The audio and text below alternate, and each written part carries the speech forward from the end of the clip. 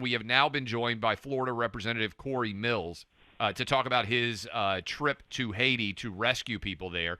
And I want to give you a background here. I believe we talked with Cory Mills about Afghanistan because so many Americans were deserted by Joe Biden.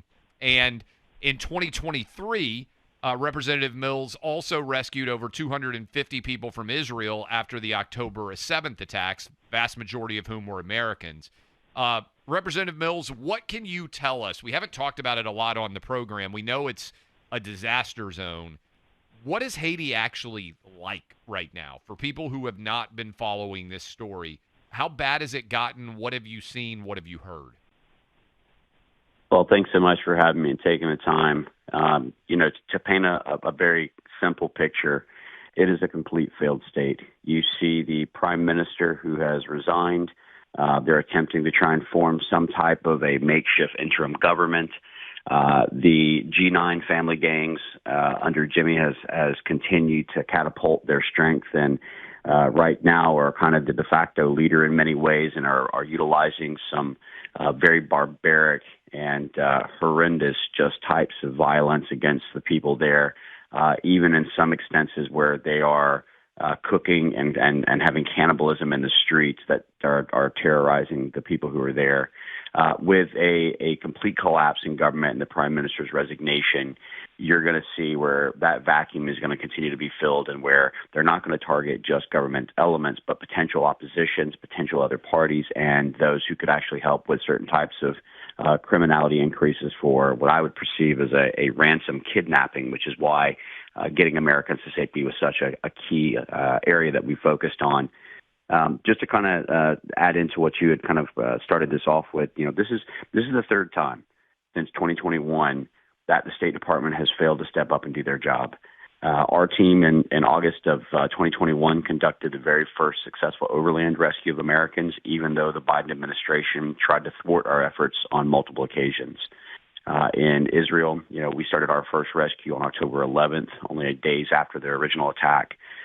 32 on the first day, 45 on the second day, 255 in its totality. And just last night, or the night prior, sorry, my days are running into each other, at around 02:33, we conducted a HELO operation into a makeshift HLZ, rescuing 10 Americans and getting them safely back home. So our operations continue. We're going to get work as closely as we can with local and other federal government, but unfortunately the State Department has not been of any assistance and in fact have been trying to stonewall us and even get necessary approvals for bordering countries. Congressman Mills, it's Buck. Thanks for being with us. And thank you, Buck. Shedding light on the situation here. I can't think of a way to ask this without just getting right to it and asking, because there's a lot of stuff circulating on social media right now. One, is it true that there is cannibalism that has gone on? You've seen that allegation, absolutely, right? Well, the cannibalism is actually going on. There's many reports on it, but there's also video and proof of evidence that's there. So that is happening, because there are people that are trying to fact check this online and say, "Oh, prove that." You're telling us that no, that is happening, and that there's a leader of one of these gangs who goes by the name, the unofficial name Barbecue. That's correct. Yeah, that's the leader of the G9 and family gangs, and he goes by that name because he likes to actually burn and set fire to his victims. And that is so. This is all real. That's not just stuff on social media or circulating. There is cannibalism, and this Barbecue guy is what everyone has been saying. And he's very powerful in the country right now. Is that? I mean, there's really no central government authority that's capable to stand up against him? The most powerful person within Haiti right now. I mean, the entire government has pretty much fled to Puerto Rico. The prime minister, who is scheduled to return, is now not returning and resigning, or has resigned, excuse me. So right now, everything that you've said, I can confirm is true. He is the strongest person in the country right now, and he's continuing to have his gangs gain more and more support and strength within the country. It's an unbelievable story. We're talking to Congressman Mills, Cory Mills from Florida. Do we have any sense of how many Americans are still trapped and or caught in Haiti? Well, we're getting calls nonstop, as well as for very similarly to what we did with Israel. We've reached out to every office. We don't care whether you're Democrat, Republican, whatever. If it's an American in trouble, we want to do everything we can to ensure their safety. And so we've worked with Debbie Dingle and some of her people. We actually got out some of her constituents the other night. That was on the helo with me. With Lisa McClain, Rep. McClain, we've gotten constituents of hers out. And we're just going to continue. But to answer your question, very much so, if you remember back in 2021 and 2022, the State Department and Joe Biden claimed there was a couple hundred left in Afghanistan, then it was a couple thousand, then it was maybe 4,000, and then it was over 10,000, then it was back to a couple hundred. The bottom line is that they don't really know. We're aware of personally in our office at least a few hundred that are probably still there. We've got 100 on our list right now that we're looking to try and conduct for future operations for. And we're going to be working with the Puerto Rican government. We're going to be working with the government of the Dominican Republic, as well as for many others to try and help and do whatever we can to get those Americans to safety who are truly at risk. If people believe that they have friends or family in Haiti that are in need of help, how would they get that help? What should they do? Well, I mean, look, you can always reach out to our office, but I would say maintain communications and contacts to verify their locations and what the risk actually is. Are they better to shelter in place? Do they have HLZs in the area that they would be able to safely get to? Could they reach places like Cap Haitien, which is an airfield, which is potentially going to be available soon? Could they make a ground evacuation? Are they close enough to the borders to be able to get across into the DR? I mean, there's a lot of factors that would have to play into this, and they're all, very unique to the individual and their location. So assessing their threat, risk, and analysis is always important, but, that's one of the things that we try to simplify for everyone because, again, I can't reiterate this any more strongly. I don't care if you're a Democrat, Republican, what president that you actually believe that you should support, what district you're in, what state you reside.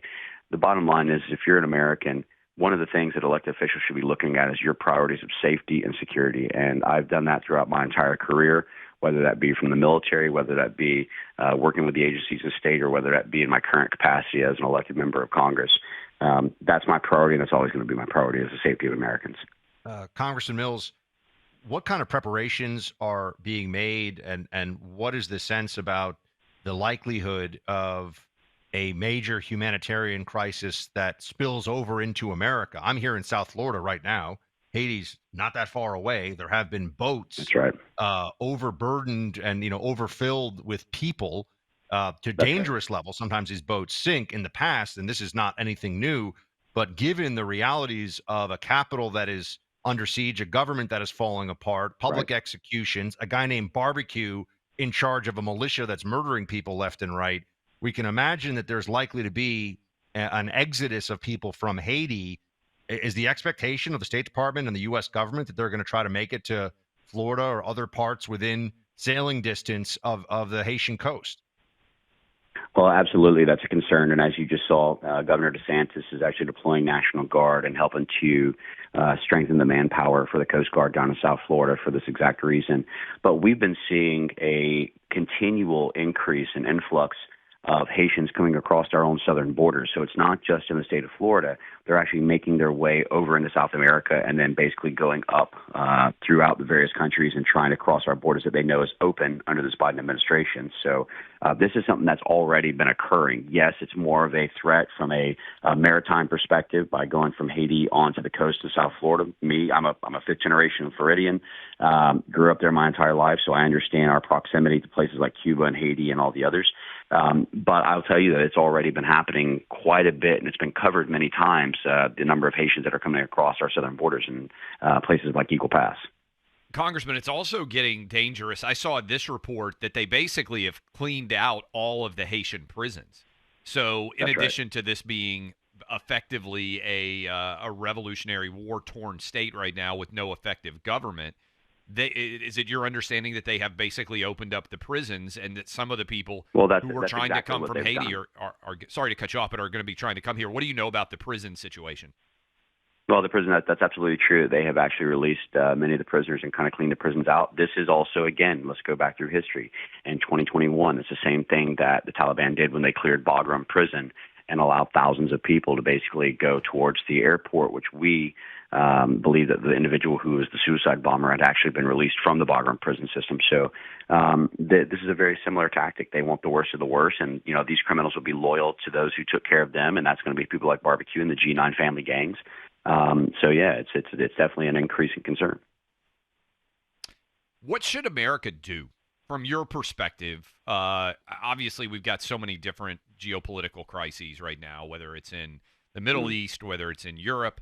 This is very close to home, as Buck pointed out. Floridians, a lot of us listening to us right now, know how close Haiti is geographically. What should we be doing in your ideal world? Look, with the same thing that we've been arguing since Biden has gotten into office, which is ensuring that we shore up our border protection, our security, making sure that the Senate takes up H.R. 2, the most comprehensive, robust piece of legislation for our border security. We need to start thinking about the idea of stopping the failed approach to cash diplomacy that U.S. aid has continued to do. Look, throwing more cash at the problem is not the solution. And so we have to start prioritizing America first. And I think that the first step in that, knowing all the geopolitical ramifications, knowing the 178 plus countries that are crossing our borders in the north and the south, knowing the hundreds who have come across their unknown terrorist watch lists, seeing the deterioration of many of these nations with influence of China and Russia, who are geopolitically aligned, there is a tremendous amount of things that we need to be looking at from the various nuances of diplomacy. But the first step for me is securing our borders and ensuring the safety of Americans here at home and abroad. Thank you for the work you're doing, Congressman. Again, for people out there, friends and family, reach out, get as much help as you can. But we appreciate you coming on and sharing your story.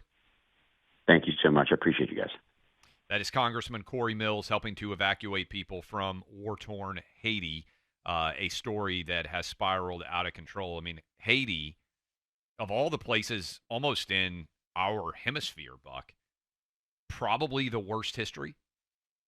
One of the first and only successful slave revolutions to actually work. It's the second oldest democracy in the Western Hemisphere. They've been independent for 200 years plus. Yeah. And everything has just fallen apart there yet again.